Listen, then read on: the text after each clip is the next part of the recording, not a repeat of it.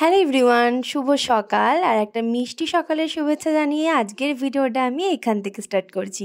দেখো, আমাদের বাড়ির পেছনের দিকে এই বাড়িটাই ছিল বিয়ে বাড়ি, আর সেই জন্য দুদিন যাবৎ কোনো রকম ভিডিও করতে পারিনি, কারণ মিউজিকের কপিরাইট চলে আসবে। আর এখানে তো জোর কদমে গান চলছিল। আর এই দেখো, বাবারা এসেছে প্রয়াগরাজ থেকে, তারপরে এসে আমাদের গাছের বেগুন হয়েছিল সেই বেগুন তুলছে। শুধু বেগুন নয়, জানো তো, আমাদের ছাদে এই যে লেবু গাছটা দেখছো, এই লেবু গাছটা নতুন পাতা হয়েছে, ছোট ছোট লেবু হয়েছে। মাঝে 2 বছর গাছটাতে একদম লেবু হচ্ছিল না, এবার দেখলাম কয়েকটা ফুল এসে কয়েকটা কুড়ি হয়েছে। আর এইখানে দেখো, আমার এই কাটা মুকুট গাছটাতে কি সুন্দর ফুল হয়েছে। তারপরে কিন্তু চলে এসেছি আমি আমাদের গাছের লাউ কাটতে। আর এই লাউটা না বেশ কয়েকদিন ধরে দেখে দেখে রাখছিলাম, ভাবছিলাম মায়েরা এলে তারপরেই এটা কাটবো। আর সেই জন্য ফাইনালি আজকে সকালেই মা আর বাবা চলে এসেছিলো প্রয়াগরাজ থেকে। আর আসার পরেই বাবাকে বললাম, চলো তাহলে লাউটা এবার কাটা যাক। জানো তো, আমাদের এই ছাদে যে লাউ গাছটা দেখছো, এটা কিন্তু দোতলার ওপরে লাউ গাছ। গাছটা এসেছে একদম নিচ থেকে। আর এই গাছে না প্রত্যেকবারই একটা করে লাউ হচ্ছে, মানে এই যে একটা লাউ তোলা হলো, এরপর আবার ভাগ্যক্রমে একটা লাউ হয়েই যাবে। এবার আস্তে আস্তে গরম পড়ছে, তো গরম পড়লে আস্তে আস্তে গাছটা এবার নিস্তেজ হয়ে শুকোতে থাকবে। তারপর দেখো, এখানে এই ছোট্ট লঙ্কা গাছটা মা কয়েকদিন আগে নার্সারি থেকে কিনে এনেছিল। যখন এনেছিল বাবা বলছিল একদম ভালো হবে না, কিন্তু কোইন্সিডেন্টলি এই গাছের লঙ্কাগুলো এত পরিমাণে ঝাল যে কি বলবো তোমাদের। একটা দিয়ে একটা তরকারি রান্না করা যাবে না, হাফ কেটে রান্না করতে হচ্ছে। প্রথম দিন তো মা বুঝতে পারেনি, করে ফেলেছিল, তরকারি হয়ে গেছিলো ভীষণ ঝাল। আর আমি না মাকে বলেছিলাম যে লাউটা আমি কাটবো, কিন্তু আমি যখন একটু ব্যস্ত ছিলাম মা তখন লাউটা কেটেই ফেলেছে, তাই সেই ভিডিওটা তোমাদেরকে দেখাতে পারলাম না। এখানে আজকে করব লাউ চিংড়ি, সেই জন্য প্রিপারেশন করছিলাম। আর আজকে আমি শখ করে বলেছিলাম যে আজকে আমি রান্নাটা করব, কারণ এই প্রথমবার লাউ রান্না করতে সাহস করেছি।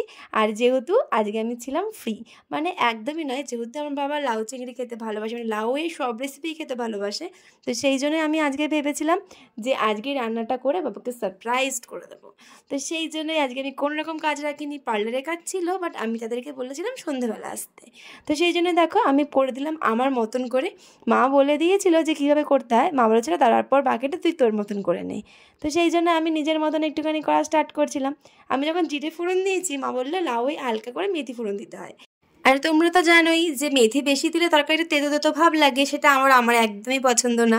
সেই জন্য অল্প করে 2 দানা মেথি নিয়েছি, সেটা দিয়ে হালকা করে নাড়াচাড়া করে এই ডুমো ডুমো করে কেটে রাখা আলুটা লাউটা দিয়ে দিয়েছি। আলু আমার বাবা একদম পছন্দ করে না, তবুও মা আজকে কেটে ফেলেছিল, তো আমি বললাম দাঁড়াও, একদমই অন্যরকমভাবে করবো, একদম কিছু মনে হবে না। তো সেই জন্যই স্টার্ট করে দিলাম আমার মতন করে করা। আর আমি তো একটু মানে ভেজে কষিয়ে রান্না করতে পছন্দ করি, তো সেই জন্যই আমি আমার মতন শুরু করে দিলাম। আর আমার রান্নার পাশে কেউ থাকলে আমার একদম ভালো লাগে না, কারণ আমি যদিও পারি না, কিন্তু তবুও নিজের মতন চেষ্টা করি। তো আমি যখন রান্না করি পাশাপাশি কেউ দাঁড়িয়ে থাকলে আমার সেটা খুব ইরিটেটিং লাগে। মাঝে মাঝে তো বাবা আমাকে রাগানোর জন্য সামনে গিয়ে দাঁড়িয়ে থাকে, কিন্তু আজকে না এসে টায়ার্ড হয়ে পড়েছিল, তাই আজকে ঘুমিয়ে পড়েছে। আর আমার পাশে কেউ ছিল না, মাও একটু ব্যস্ত ছিল, জামা কাপড় কেচেছে এইসব নিয়ে, তাই আমি নিজে নিজে একটু ভিডিও করছিলাম। মাঝে একবার এসেছিলো আমাকে একটা কি ঢেলে দিতে মশলা, আমি চেয়েছিলাম, কারণ এখানে তো আমার সবই আছে না। আর মা না আমাদের একতলা রান্নাঘর থেকে দোতলা রান্নাঘরটা শিফট করেছে, তাই জিনিসপত্র সব উপরে নিয়ে গেছে। আর ওখানে গিয়ে আমি কোনো কিছুই খুঁজে পাচ্ছি না, মাঝে কোথায় কী রেখেছে এখন আমি কিছু বুঝতেই পারছি না। তো যাই হোক, খুঁজে খুঁজে কিন্তু 2 দিন করেছি, কারণ 2 দিন আমি এই বাড়িতেই ছিলাম, বাট 2 দিন মাঝে যেহেতু শিবরাত্রি ছিল, সেভাবে কোনো কিছু রান্না করতে হয়নি। আর আজকে একটুখানি করছিলাম এটা, তবু মা ছিল বলে জিজ্ঞাসা করে নিয়েছিলাম। মা এখানে মশলাটা সব একটা বাটির মধ্যে দিয়ে দিয়েছিল, আর সেই জন্য আমি তোমাদেরকে আলাদাভাবে দেখাতে পারলাম না যে মায়ের মধ্যে কী কী দিয়েছে। এর মধ্যে জিরে ধনে গুঁড়ো আর হলুদ ছিল, একটু নুন দিয়েছিল, আর অল্প করেই নুন দিয়েছিল, কারণ আমি যেহেতু ভাজাটাতে নুন দিয়েছিলাম, আর কয়েকটা কাঁচা লঙ্কা। আর মাকে বললাম আমি যে কাঁচা লঙ্কাটাতে আমি তরকারির সাথে ভেজেই নিতে পারতাম, তো মা যেহেতু ওর মধ্যে দিয়ে দিয়েছে, মা বললো কিচ্ছু হবে না, ওটা কষিয়ে নে, মানে একটুখানি হালকা করে ভেজে নে, সেদ্ধ হয়ে গেলে সব অ্যাডজাস্ট হয়ে যাবে। তো যাই হোক, মায়ের কথা মতন আমি করতে শুরু করে দিলাম।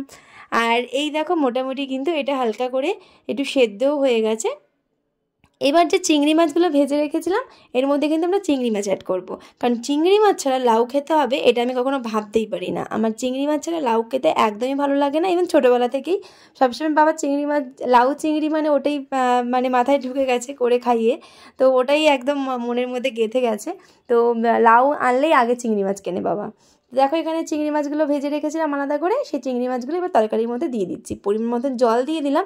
আজকে বাবা বলেছিল একটু ঝোল ঝোল রাখতে, কিন্তু আমি আবার বেশি ঝোল রাখতে পারি না, আমার বেশি ঝোল জিনিস কোনো কিছুই পছন্দ হয় না। তো আমি আবার সেটাকে ফুটিয়ে ফুটিয়ে অনেকটাই কমিয়ে ফেলেছিলাম। তো যাই হোক, দেখো পুরো রান্নাটা তোমাদের কেমন লাগলো। আর আজকে যেহেতু বাড়ির গাছের লাউ, তো জিনিসটা খুবই টেস্টি হবে।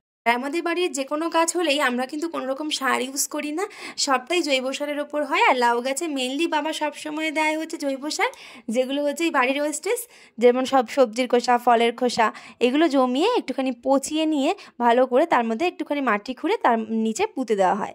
আর এটাতে কিন্তু ভীষণ ভালো সার হয়।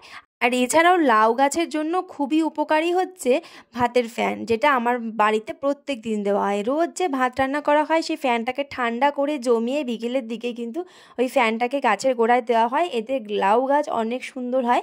আর প্রত্যেক বছরই কিন্তু আমাদের বাড়িতে একটা করে লাউ গাছ হয়, ভাগ্যক্রমে হয়। আর প্রত্যেক বছর ফলও দেয় ঠাকুরের আশীর্বাদে। তো কখনোই গাছ নিরাশ করেন আমাদের, কিন্তু এবছরের গাছটা একটু বেশিই ভালো, লাউয়ের কোয়ালিটিটাও ভীষণ ভালো। তো যতজনকে দেওয়া হয়েছে সবাই ভীষণ প্রশংসা করেছে। লাউটা বড় হয়ে গেলেও ভেতরটা খুব কচি থাকে। আর আজকে কিন্তু লাউটা একটু বেশিই বড় হয়ে গেছিলো।